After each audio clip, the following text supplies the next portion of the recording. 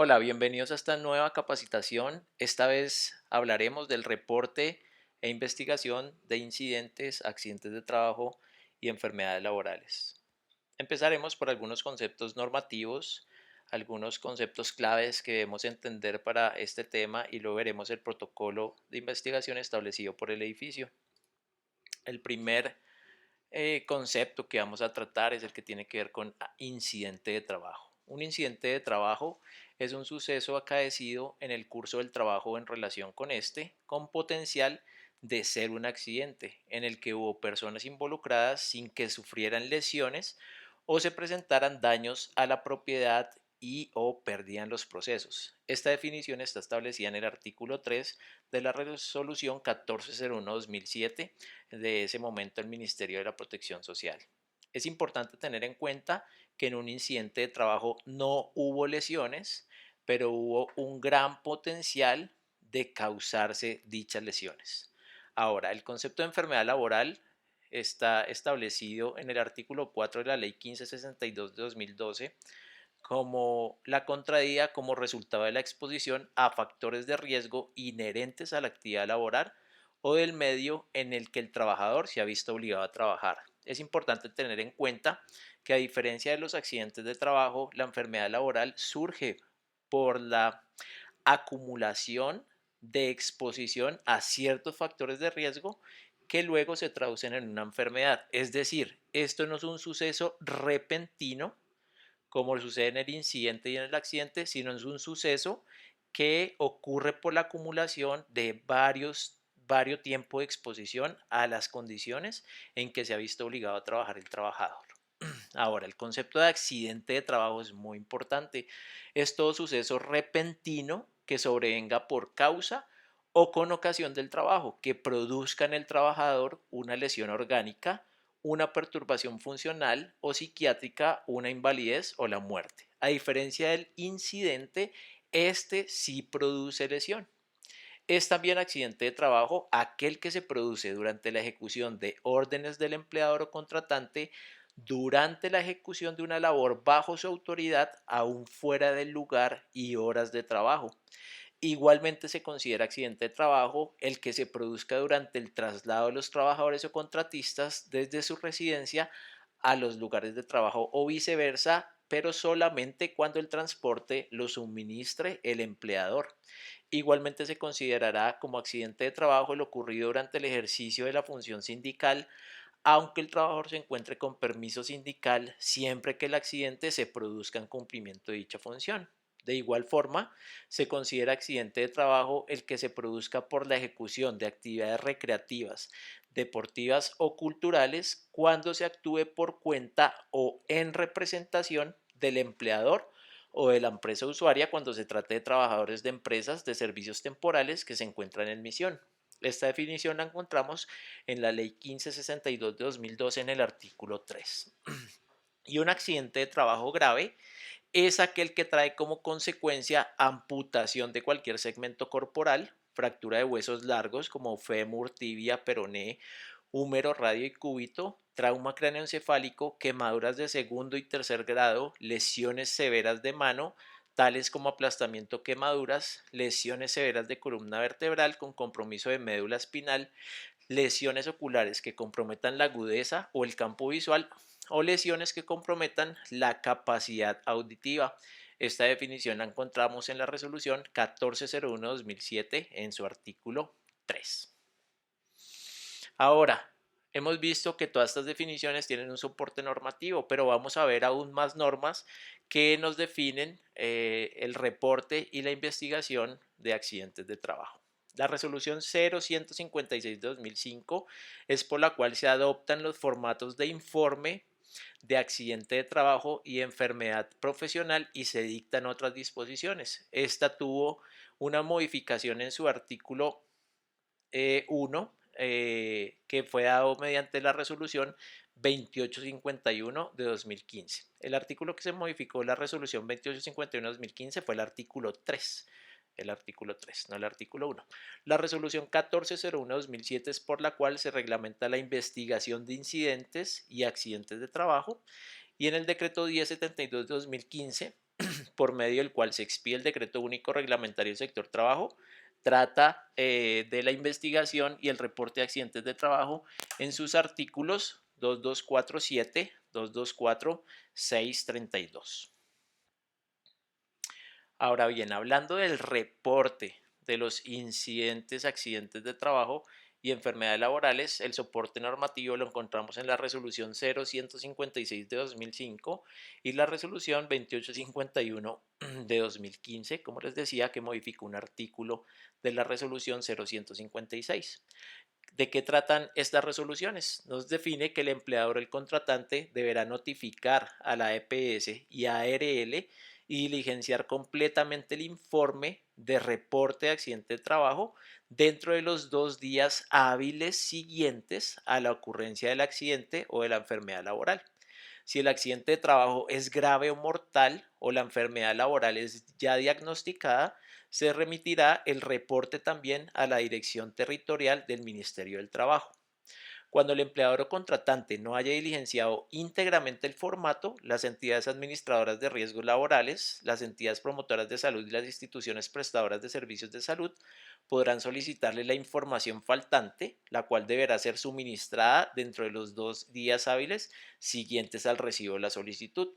Encontramos en estas resoluciones que existen los parágrafos que nos definen que el informe de accidente de trabajo o enfermedad laboral deberá ser diligenciado por el empleador o contratante o por sus delegados o representantes y no requiere autorización alguna por parte de las entidades administradoras del Sistema de Seguridad Social Integral para su diligenciamiento. Y en el parágrafo 2 encontramos que el informe de accidente de trabajo o enfermedad laboral se considera una prueba, entre otras, para la determinación del origen por parte de las instancias establecidas legalmente. ¿Cuáles son los objetivos de informar los accidentes de trabajo y las enfermedades laborales establecidos legalmente? El primero es dar aviso del evento ocurrido al trabajador ante las entidades competentes, administradoras de riesgos laborales, entidades promotoras de salud e instituciones prestadoras de servicios de salud del sistema de seguridad social. También sirve como prueba en el inicio del proceso de la determinación del origen del evento por las instancias competentes para determinar si el evento es de origen laboral o no. También permite aportar elementos para iniciar la investigación que debe adelantar la entidad y la ARL sobre los eventos mortales. Facilitar el conocimiento de las causas, elementos o circunstancias del accidente de trabajo y o enfermedad laboral.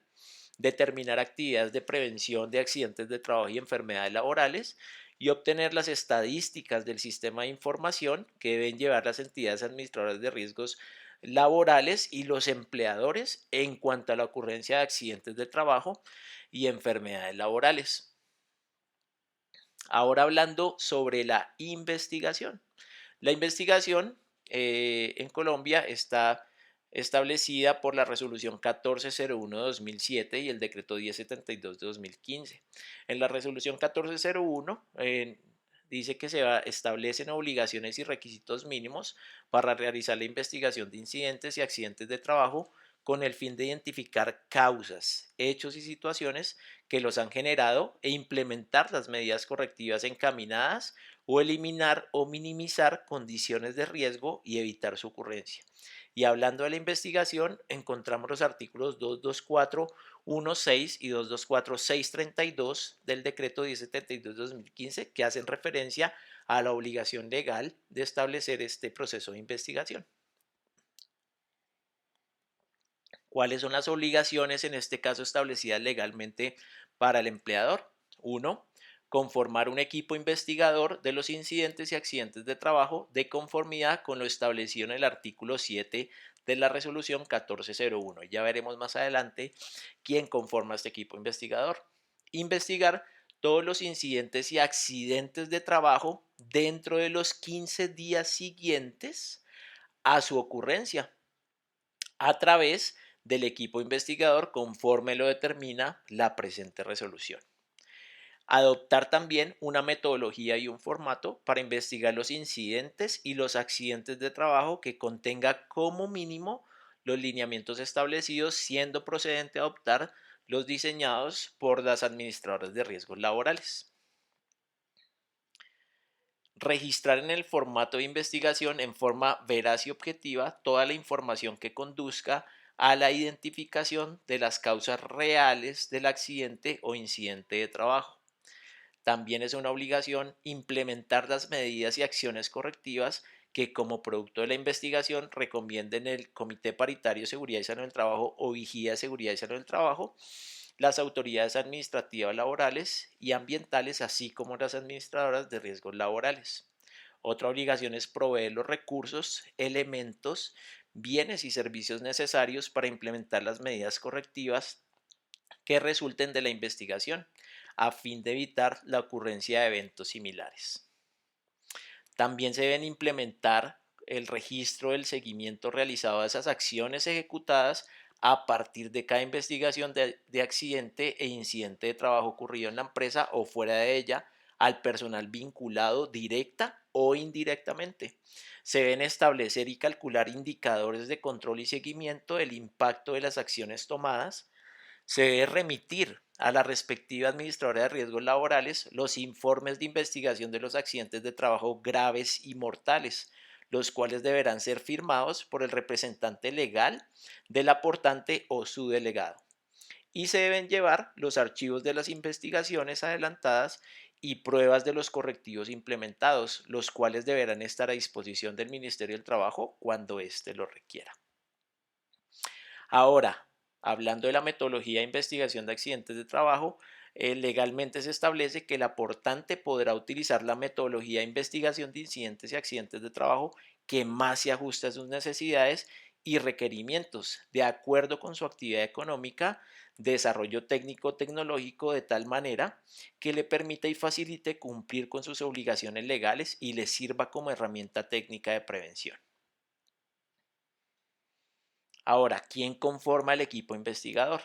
Legalmente se establece que mínimo el equipo investigador debe estar conformado por el jefe inmediato o supervisor del trabajador accidentado o del área donde ocurrió el accidente, un representante del Comité Paritario de Seguridad y Salud en el Trabajo o Vigía de Seguridad y Salud en el Trabajo, y el encargado del sistema de gestión de seguridad y salud en el trabajo.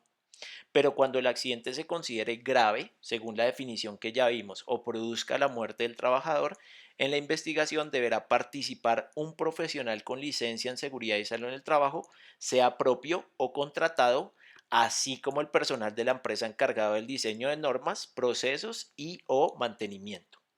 Los aportantes podrán apoyarse en personal experto interno o externo para determinar las causas y establecer las medidas correctivas de cada caso. Ahora, ¿qué debe contener el informe de investigación? El informe de investigación es el documento que contiene el resultado de la investigación de un accidente o incidente.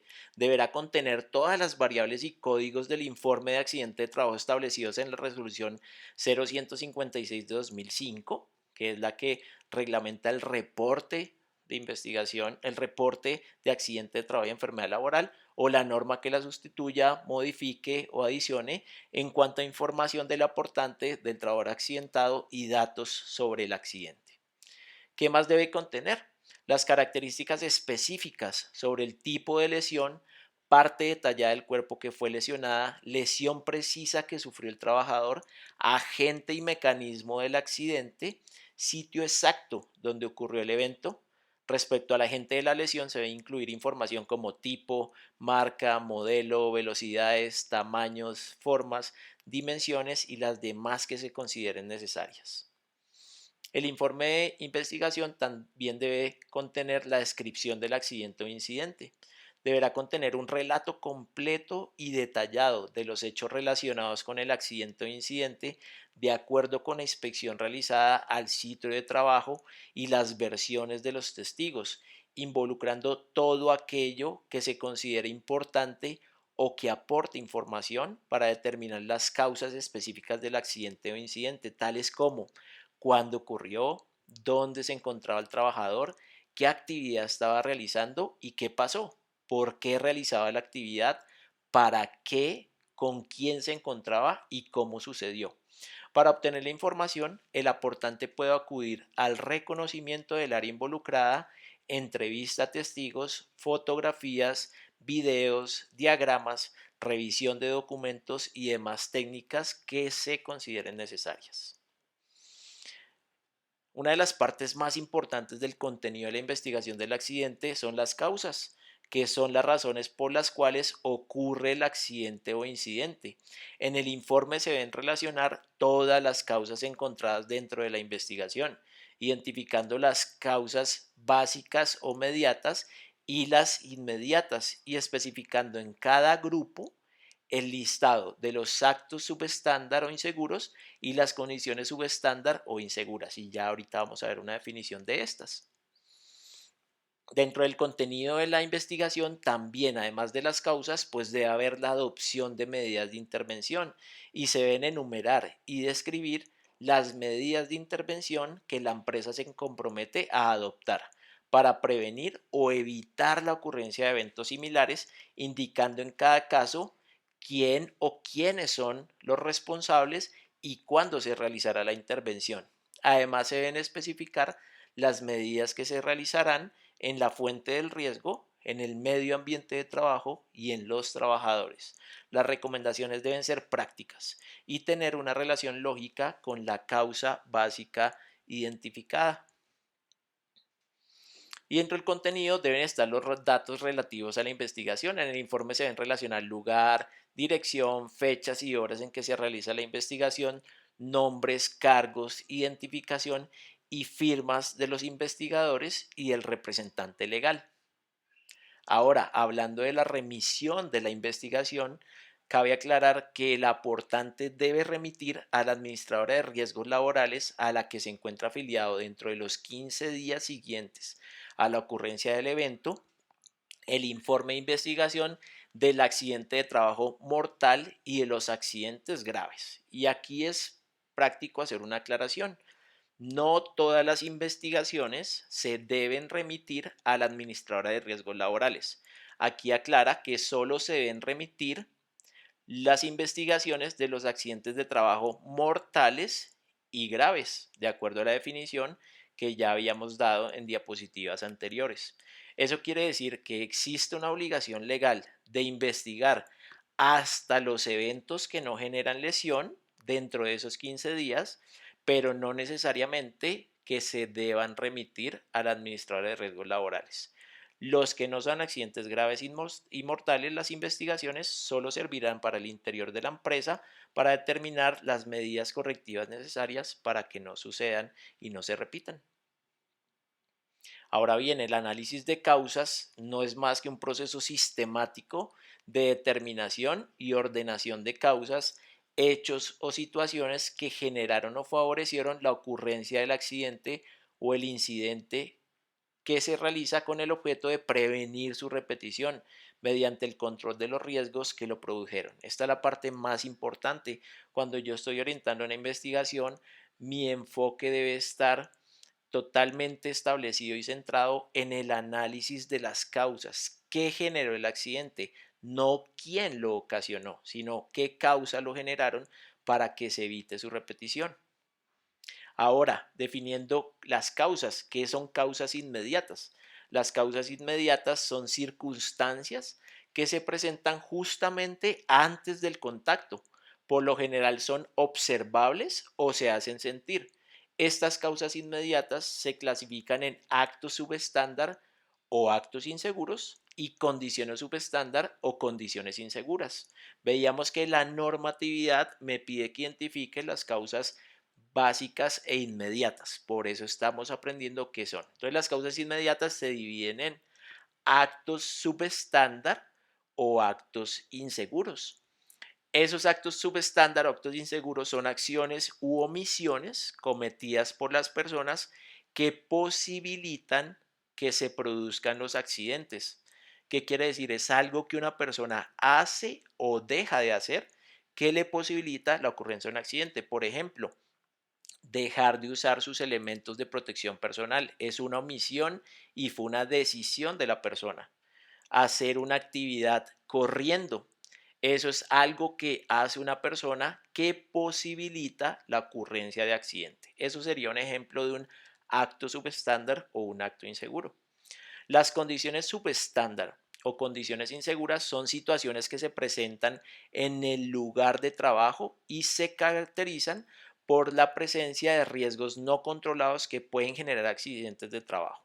Las condiciones subestándar es algo del medio que posibilita que ocurran accidentes. Por ejemplo, el acceso por unas escaleras, un piso resbaloso, una superficie inestable, un desnivel, una instalación eléctrica en mal estado. Eso es una condición subestándar que está por debajo del estándar, algo que proviene del medio. ¿Listo? Entonces las causas inmediatas son actos subestándar y condiciones subestándar.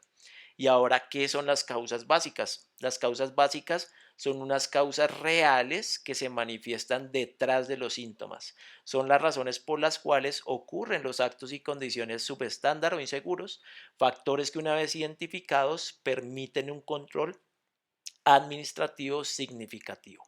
Las causas básicas ayudan a explicar por qué se cometen actos subestándar o inseguros y por qué existen condiciones subestándar o inseguras.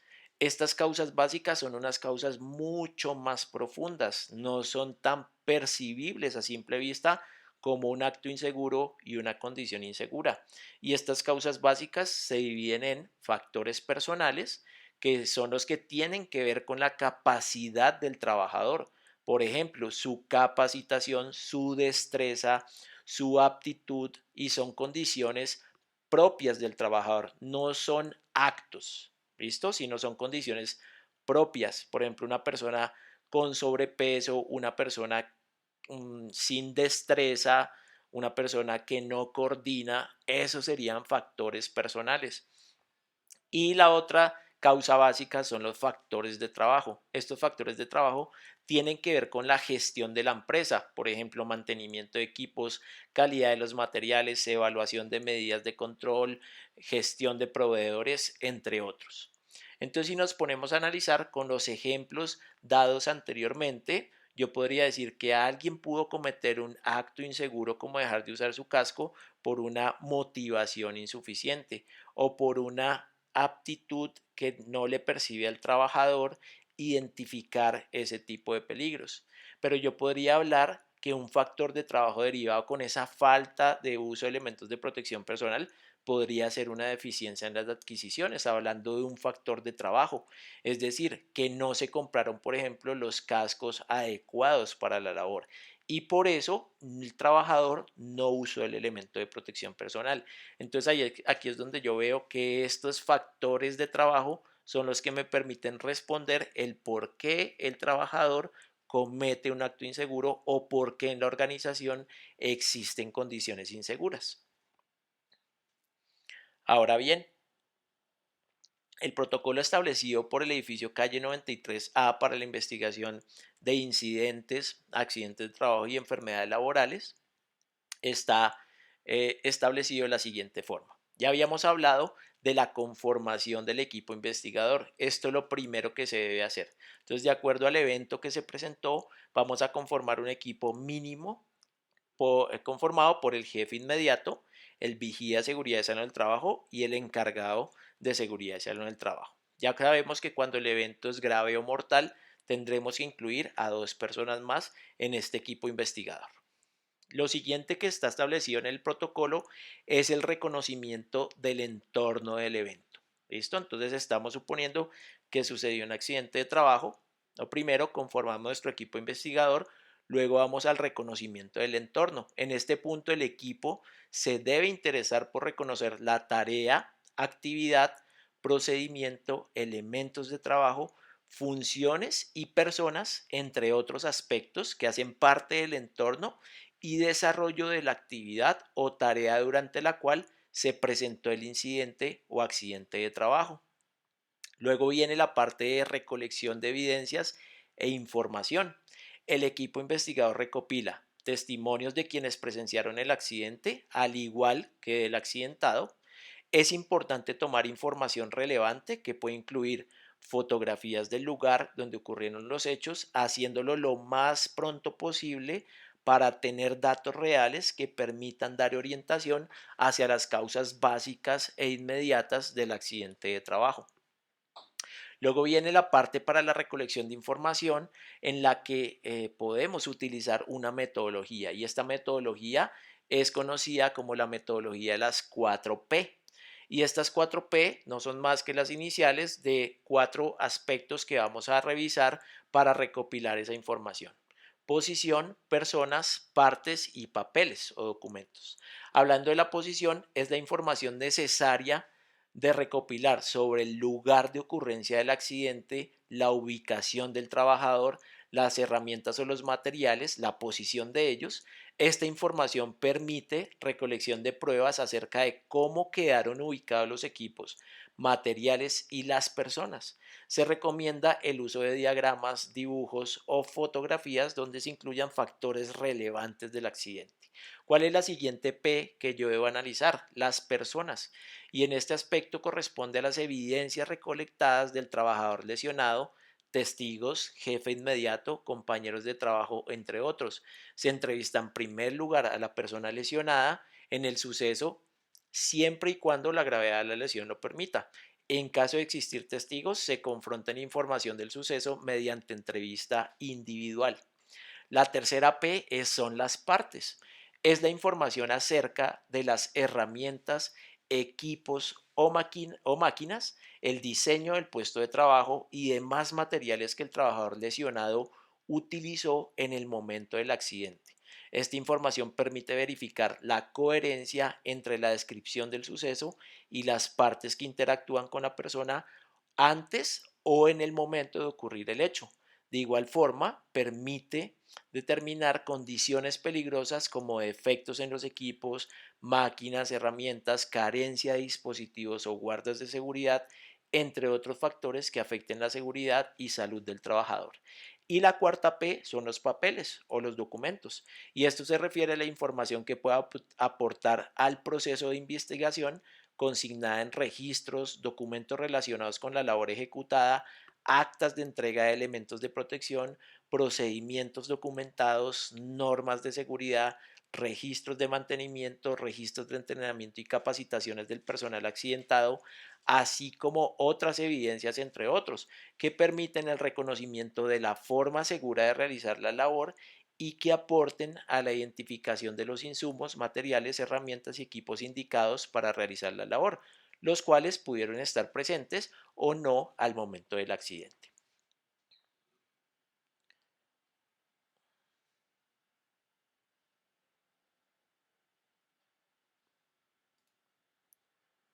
¿Qué pasó acá? Perdón.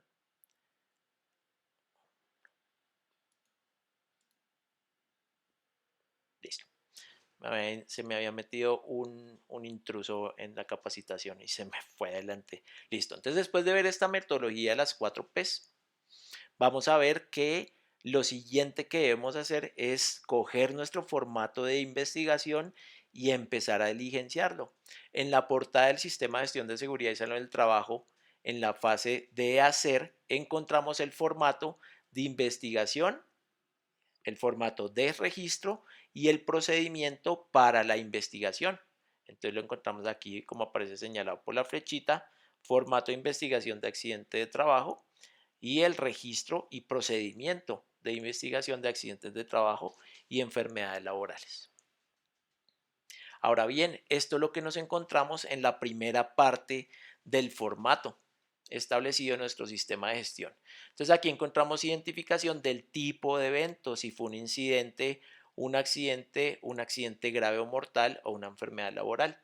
También encontramos el área donde ocurrió el evento, la fecha del evento, la hora, la fecha del reporte, cuando se hizo el reporte del accidente de trabajo, la fecha de investigación. Los siguientes son datos de la empresa, en donde encontramos el nombre de la organización, su NIT, la actividad económica, el nivel de riesgo de su actividad económica, el nombre del representante legal, el nombre del líder del sistema de gestión de seguridad y salud del trabajo, la dirección y el teléfono. En la tercera parte encontramos los datos del trabajador accidentado, en este caso nombre, su identificación, administradora de riesgos laborales, fecha de afiliación, su género, el cargo, la entidad promotora de salud, el oficio a la hora del evento, porque no siempre está ejecutando la labor para la cual fue contratada, la antigüedad en el cargo en meses, su tipo de vinculación laboral, la parte del cuerpo afectada y la hora de inicio de la jornada laboral, el día que ocurrió el incidente, el accidente de trabajo o la enfermedad laboral. Luego viene la parte donde encontramos la descripción del evento. Generalmente en esta parte ponemos la descripción básica que se hizo el día que se reportó el accidente en el formato único de accidente de trabajo. Pero también encontramos ya después una descripción detallada del evento que se debe hacer luego de recopilar las versiones tanto del accidentado como de los testigos. Entonces en esta descripción tengo algo mucho más detallado, tal como me lo exige la normatividad. Luego vienen los datos de los testigos si existen, su nombre, su cargo, su identificación y su teléfono, y debemos tener la información y versiones de tantos testigos como sea posible. Ahora bien, después viene en nuestro formato el análisis de causas. Entonces, lo primero que encontramos dentro de nuestra metodología establecida es la metodología de los 5 porqués. ¿Listo? Y esto es una metodología muy simple, que es una técnica sistemática de preguntas usadas en el análisis de un problema para buscar las posibles causas principales del mismo. Entonces yo aquí encuentro la descripción del evento o el incidente o accidente que ocurrió y empiezo a hacer preguntas del por qué sucedió esto. Después que yo respondo el por qué sucedió el accidente, sigo preguntando el por qué de lo que acabé de responder. ¿Listo? Por ejemplo, empleado de servicios generales que sufre una lesión en su cabeza. ¿Listo? Por un golpe contundente de un material que cayó en un estante. Yo empiezo a preguntar por qué sufrió esa lesión. ¿Listo? Entonces yo puedo decir porque no tenía puesto el casco y el elemento de protección. Hay que tener en cuenta que este evento no solamente debe tener un porqué de por qué no usó el casco, pueden haber varios porqués y eso me despliega una nueva línea de preguntas. Pero digamos que me va a quedar con que no estaba usando el casco. Entonces me pregunto, ¿por qué no estaba usando el casco? Y respondo, porque no le fue entregado su elemento de protección personal. ¿Listo? Yo pregunto, ¿por qué no le fue entregado? Porque no existían en stock cascos acordes a la labor que iba a ejecutar. ¿Por qué no existían cascos en stock? Porque la persona encargada de las compras está de vacaciones. ¿Por qué está de vacaciones? Entonces aquí empiezo a mirar que a medida que voy respondiendo cada una de las preguntas, me voy encontrando causas que aparentemente no eran tan evidentes, pero donde voy profundizando y voy encontrando causas que corrigiéndolas en su origen me va a generar que no se produzcan de nuevo eventos como el que sucedió.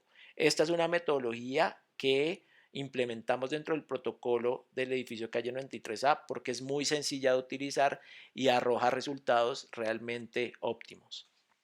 Pero como la normatividad me exige que haga un análisis de causas en donde encuentre las causas inmediatas y las causas básicas divididas como actos subestándar, condiciones subestándar, factores personales y factores de trabajo, pues utilizamos la metodología que ha sido definida en la norma técnica colombiana 3701. Entonces no solamente vamos a identificar las causas con el análisis de los 5 porqués, sino también vamos a utilizar la norma técnica colombiana 3701 que me da un listado bien preciso de cada una de las causas inmediatas con sus subdivisiones y de las causas básicas con sus subdivisiones. El formato tiene una lista desplegable en cada una de estas casillas. Entonces yo empiezo a mirar en esa lista desplegable qué actos subestándar me generaron el evento, qué condiciones subestándar me generaron el evento, qué factores personales lo generaron y qué factores de trabajo lo generaron, encontrando en una lista desplegable que tiene como insumo la norma técnica colombiana 3701. Ahora, la parte importante, digamos, después de analizar las causas dentro de nuestro formato de investigación, es establecer las medidas de intervención. Y ahí sabremos qué se plantea para eliminar las causas y evitar la repetición de eventos similares. Entonces, en este caso vamos a establecer medidas de intervención que se relacionan como una recomendación o recomendaciones para atacar cada una de las causas. A cada una de esas recomendaciones le vamos a dar un responsable, una fecha para la implementación, una fecha en la cual vamos a hacer seguimiento si ya se implementó la recomendación y la fecha en que se le dio cierre a esa implementación. Y por último, vamos a encontrar la información del equipo investigador. Entonces ya sabemos que para incidentes y accidentes normales vamos a tener que es el líder de seguridad y salud en el trabajo, el vigía de seguridad y salud en el trabajo y el jefe inmediato, pero para eventos graves o mortales tendremos otras dos personas interviniendo de acuerdo a lo establecido legalmente. Y bueno, esta era nuestra capacitación. Esperamos verlos en una próxima oportunidad en todas las capacitaciones establecidas en el plan de capacitaciones del edificio calle 93A. Y nos vemos luego. Que estén muy bien.